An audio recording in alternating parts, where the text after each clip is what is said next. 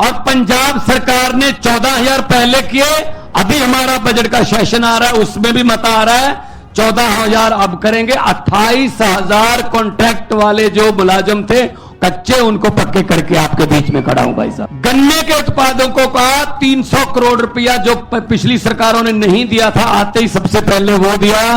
और गन्ने का रेट 380 रुपए क्विंटल है। ये बीजेपी, कांग्रेस, जेडीएस, ये सब चोर हैं, सब चोर हैं। ये इनको निकालो बाहर, इनको जनतंत्र से इनको निकालो बाहर।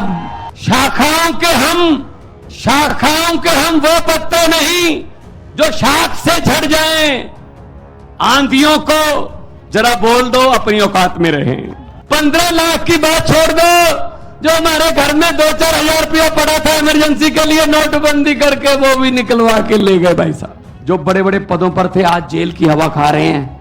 पंजाब में जाकर देखिए या पूछिए, अखबार पढ़ लीजिए, गूगल पे आप सर्च कर लीजिए। कर्नाटका आया तो मैंने बात की कुछ लोगों से, तो 10 सेकंड में ही समझ आ गया कि समस्याएं वही हैं जो पंजाब की हैं। किसान की समस्या वही है जो पंजाब की है। हमारे यहां गन्ने की खेती होती है, लेकिन जब से आम आदमी पार्टी की सरकार, अभी साल नहीं हुआ, 16 मार्च को साल होगा, हमने गन्ने के उत्पादकों का 300 करोड़ रुपया जो पिछली सरकारों ने नहीं दिया था, आते ही सबसे पहले वो दिया। और गन्ने का रेट 380 रुपए क्विंटल है। पंजाब में, देश में सबसे ज्यादा रेट पंजाब में मिलता है। और मुझे पता चला यहां पे तो 200, 180, 220 तक मिलता है। और हमारी भी जो गन्ना मिलें हैं वो कई साल पैसे नहीं देती थी, यहां भी यही हाल है। तो समस्याएं हमारी वही हैं।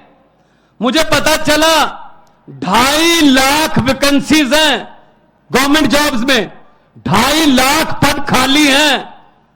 और आम आदमी पार्टी की सरकार बनी एक साल में 27,790 नौकरियां देकर आपके बीच में खड़ा हूं भाई साहब।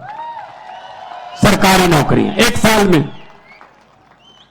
और मुझे पता चला कि कॉन्ट्रैक्ट पर जितने भी कर्मचारी हैं वो कच्चे हैं, उन पर तलवार लटकती है, कब निकाल देंगे, कब कह देंगे घर जाओ, आपकी जरूरत नहीं है। और पंजाब सरकार ने 14,000 पहले किए, अभी हमारा बजट का सेशन आ रहा है उसमें भी मता आ रहा है 14,000 अब करेंगे। 28,000 कॉन्ट्रैक्ट वाले जो मुलाजिम थे कच्चे, उनको पक्के करके आपके बीच में खड़ा हूं भाई साहब। कोई हवा में बातें नहीं करते, हम हवा में बातें नहीं करते। यहां भी वही मुद्दा है, OPS, old pension scheme. Old pension scheme में क्या था, सरकारी कर्मचारी दफ्तर में काम करता था, जॉब करता था, तो उसकी तनख्वाह में से पैसे करते थे जीपीएफ के, ईपीएफ के। जब वो रिटायर हो जाता था तब उसको इकट्ठे पैसे मिल जाते थे, वो अपना घर बना लेता था, अपने बेटे बेटियों का किसी का भी कोई गिफ्ट दे देता था, तो उसकी जिंदगी आराम से निकलती थी। अब क्या कर रहे हैं भाई साहब, अब भाई साहब का फरमान आ गया दिल्ली से, इनके पैसे काट तो लो लेकिन इनको मत दो, शेयर मार्केट में लगा दो, वहां से नीरव मोदी, विजय माल्या, ये अडानी सब ले जाएंगे। और जब तक आप रिटायर होंगे आपको कहा जाएगा बहुत बहुत धन्यवाद, आपने बहुत अच्छी सरकारी नौकरी की, पेंशन तो आपकी नीरव मोदी ले गया और अडानी ले गया। यह न्यू पेंशन स्कीम है उनकी, that's called new pension scheme. तो हम ओपीएस को हमने अपने पहले नोटिफिकेशन जारी किया, अब हमने कैबिनेट में इसको लेके आए हैं। हम केंद्र के साथ लड़ाई लड़ेंगे कि हमारा पैसा वापस दो। 18,000 करोड़ हमारा जो पेंशन का, old pension, new pension scheme का जो इन्होंने रखा है, वो वापस लेने के लिए हम लड़ाई लड़ेंगे, मुलाजमों के साथ लड़ाई लड़ेंगे।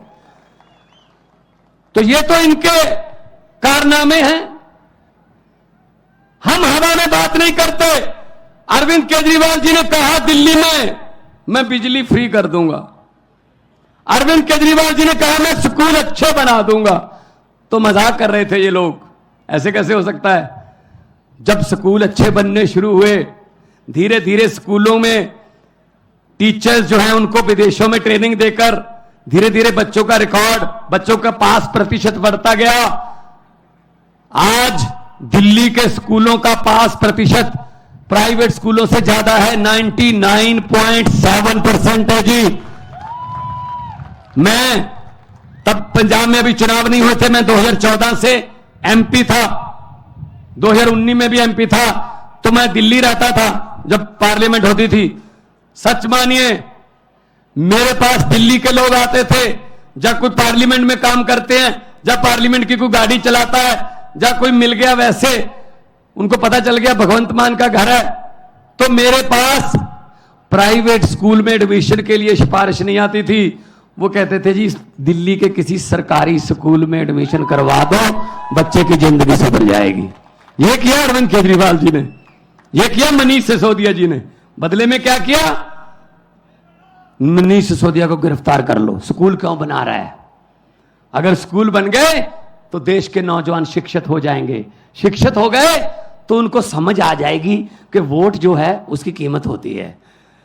उनको पता चल जाएगा कि वोट नफरत के नाम पर नहीं, विकास के नाम पर डाला जाता है। इसीलिए वो कहते हैं कि मनीष सिसोदिया को अंदर कर दो। अस्पताल बनाए, मुफ्त इलाज होता है दिल्ली में, चाहे आपने पैरासीटामोल से लेकर बड़े बड़े इलाज 40 लाख तक के ऑपरेशन मुफ्त होते हैं भाई साहब दिल्ली में। इन्होंने कहा क्यों, ऐसा क्यों होता है भाई, लोगों को मरने दो, ऐसा नहीं हो सकता। तो सुरेंद्र जैन को अंदर कर दो जिसने हॉस्पिटल बनाए। ये इनके काम चल रहे हैं। शाखाओं के हम वो पत्ते नहीं जो शाख से झड़ जाएं। आंधियों को जरा बोल दो अपनी औकात में रहें। ऐसे हम पर ईडी सीबीआई ये डालकर आप डरा नहीं सकते हमें, आप डरा नहीं सकते हमें। हम किसी और मिट्टी के बने हुए हैं भाई साहब। और मुझे खुशी, पृथ्वी रेड्डी जी ने मुझे बताया कि देवनागरी में सभी के खातों में 15-15 लाख आ गया है। आया नहीं? आप तो कह रहे थे आ गया सर, हमारे भी नहीं आया जी।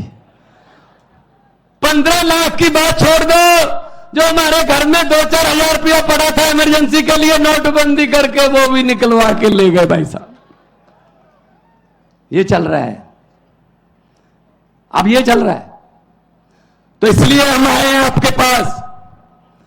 अगर आम आदमी पार्टी को मौका मिलेगा, आम आदमी को मौका मिलेगा। जैसे पंजाब में हमने आते ही करप्शन के लिए, रिश्वत खोरी के खिलाफ एक हेल्पलाइन नंबर जारी किया।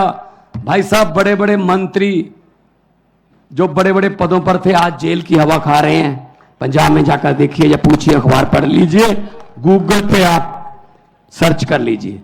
एक मंत्री ऐसा आया है हमारे पास जो कांग्रेस के समय मंत्री था, इंडस्ट्री मिनिस्टर था, उसके घर पे छापा मारा। बाकी चीजें तो चलो मिलेंगी, कुछ रजिस्ट्रियां, कुछ बैंक के लॉकर, ये वो। उसके घर से 2 नोट गिनने वाली मशीनें भी मिली हैं भाई साहब। ये नोट गिनने वाली मशीनें आम घर में रखता है कोई? ये सिर्फ लुटेरों के घर में ही हो सकती हैं बस, जब बैंक में होती हैं, जहां रिश्वतखोरों के घर पे होती हैं नोट गिनने वाली मशीन। इसका मतलब उसका परिवार नोट गिन गिन के तंग आ गया। उसके परिवार ने कहा जी हमसे हर रोज नहीं गिने जाते, मशीन मंगवा लो। आज टीवी पर देख रहा था, इतने बड़े बड़े नोट के ढेर कर्नाटका में, विधायक के बेटे के घर से 8 करोड़ मिला ना। किसका पैसा है वो? किसका पैसा है? टैक्स देते हैं, तुम्हारा पैसा है, जनता का पैसा है वो। हम टैक्स देते हैं। कुछ लोग सोच रहे होंगे भगवंत मान ये क्या कह रहा है, हम कब टैक्स देते हैं? भाई साहब टैक्स देते हैं, आपको पता नहीं चलता। सुबह उठते हैं, चाय बनानी है, सिलेंडर का और गैस का चूल्हा जलाना है, आपने लाइटर ऑन किया, टैक्स शुरू, गैस पे टैक्स है, चाय पत्ती डाली टैक्स, चीनी डाली टैक्स, दूध डाला टैक्स, उसके बाद फोन किया टैक्स, बेने डोसा खाया टैक्स, मक्खन पे भी है।